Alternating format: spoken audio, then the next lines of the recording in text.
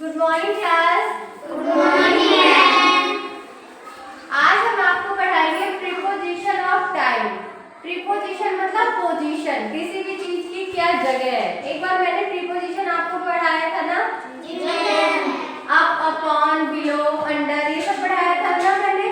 आज हम preposition of time यानी कि समय के साथ क्या हमें प्रीपोजिशन लगता है, यानी किसकी कौन सी जगह है। यहाँ पे हमने तीन चीजें ली हुई है, एट लिया है, ऑन लिया है और इन लिया है। ये हमें समय के साथ, इनको किस किस समय के साथ रखना है। जैसे कि डेट, कोई तारीख होती है, ये भी समय होता है ना? हमने कहा कि 10 तारीख को मेरा बर्थडे है, 10 तारीख को 11 तारीख को इनका बर्थडे है ना? या कुछ भी है। 14 नवंबर को अभी क्या था, चिल्ड्रंस डे था, है ना, बाल दिवस। तो ये क्या है, एक समय ही तो है, समय तो बता रहा है। अब जैसे दूसरी बात हमने कहा 7 बजे स्कूल खुलता है, कितने बजे स्कूल आना है? 7। एक तरीके से, और ये भी समय ही बता रहा है, यानी कि अभी तो समय डेट ने बताया, अभी समय घड़ी ने बताया, है ना, कि 7 बजे आना है या फिर 10 बजे आना है, या मीटिंग है कल। कल की डेट, कल की डेट मतलब 20 तारीख को स्कूल में मीटिंग है, तो एक डेट हो गई, है ना? ये भी तो समय बता रहा है ना, तभी तो आओगे। और एक टाइम हमें बताता है मंथ, ईयर और सीजन। जैसे मैंने कहा उसका बर्थडे जनवरी में होता है, यानी जनवरी एक क्या है? हमने कहा जून, जून क्या है? महीना। महीने का नाम है? जी मैम। हमने कहा संडे, संडे क्या है? मंथ क्या है? महीनों के नाम क्या है? महीनों का नाम एक तरीके का समय बताता है। महीनों का नाम क्या है? समय बता रहा है ना? जैसे हमने कहा इनका बर्थडे दिसंबर में होता है, तो क्या बता रहा है? महीना बता रहा है कि इनका बर्थडे दिसंबर के महीने में होता है। एक समय हो गया ना पर्टिकुलर, ना दिसंबर के आगे ना दिसंबर के पीछे। दिसंबर एक महीना है, उस महीने में इनका बर्थडे होता है, यानी कि मंथ भी एक तरीके का समय बताने वाली चीज हो गई ना? अब ईयर, साल, हमने कहा इनका बर्थडे 2014 में, ये इनका जन्म हुआ था 2014 में, ठीक है, या उनका जन्म हुआ था 2020 में, ठीक।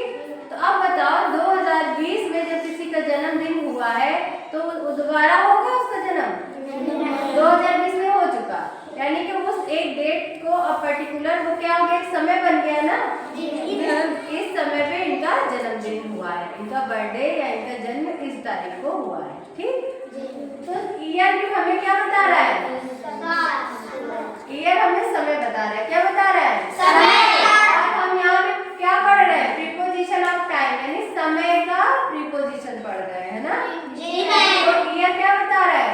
समय। और सीजन, सीजन क्या होते हैं? सीजन मतलब होता है मौसम। इस टाइम कैसा मौसम चल रहा है? ठंडी।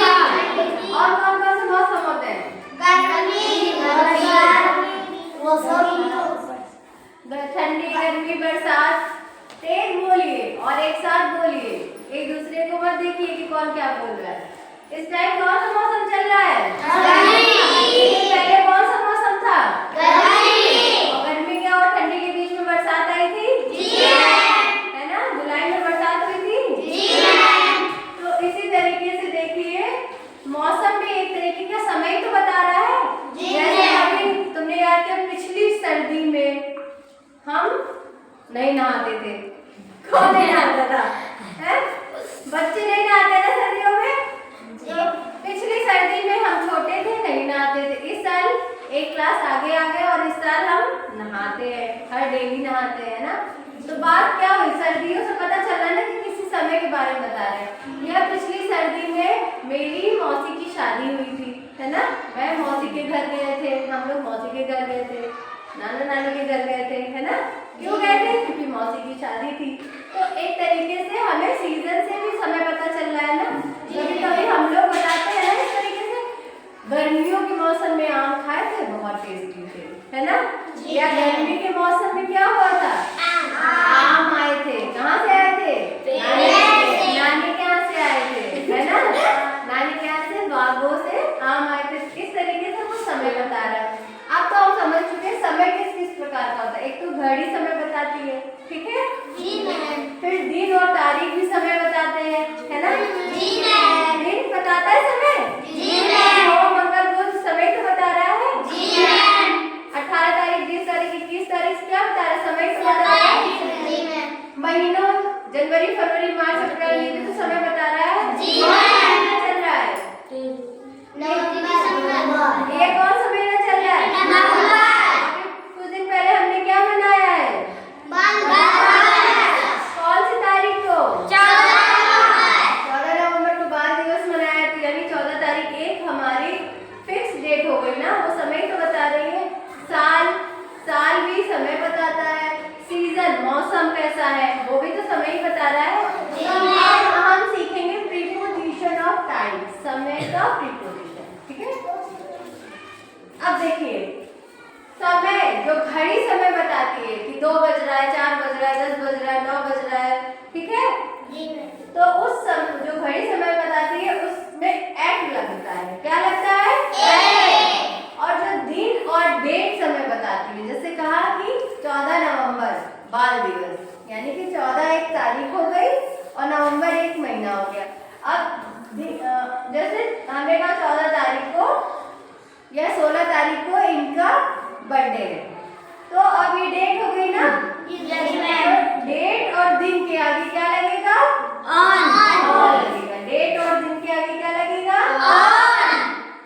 महीनों के नाम के आगे लगेगा? साल के नाम के आगे लगेगा? और सीजन मतलब मौसम, सर्दी गर्मी बरसात जाड़ा बसंत, है ना? इनके आगे क्या लगेगा? ए लगेगा। अब हमने कुछ लिखे हुए एग्जाम्पल, आपको इसमें सेट करना है। अप्रैल क्या है? इसके आगे क्या लगना चाहिए? इन अप्रैल। अब कोई बात हम कहेंगे और वहाँ पे महीने का नाम आ गया तो उसके आगे लग जाएगा इन अप्रैल, यानी कि अप्रैल की कोई बात बता रहे कि अप्रैल में हम नानी के घर गए थे। I went to Nani's house in April, ठीक? I went Nani house in April, ठीक? अच्छा, अप्रैल में हम क्या लगाते हैं महीने के नाम के आगे? फ्राइडे क्या है? शुक्रवार क्या है? दिनों का नाम क्या है? दिनों के नाम के आगे हम क्या लगाएंगे? ऑन फ्राइडे, ठीक? अब लिखा है 7:30, क्या लिखा है? 7:30। इसके आगे हम क्या लगाएंगे? एट लगाएंगे। घड़ी का समय है, इसके आगे क्या लगाएंगे? अगला देखिए 2005, ये क्या है? साल के आगे क्या लगेगा? इन लगेगा। Very good. विंटर क्या है? सर्दी क्या है? सीजन के आगे क्या लगेगा? इन लगेगा।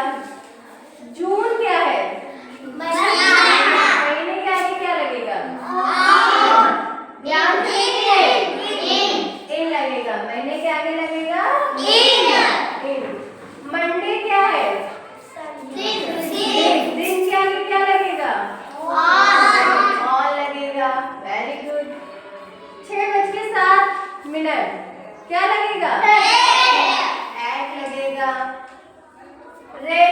रेनी मतलब होती है, क्या होता है रेनी डे? रेनी डे होता है, क्या होता है बोलिए? बारिश का दिन, है ना?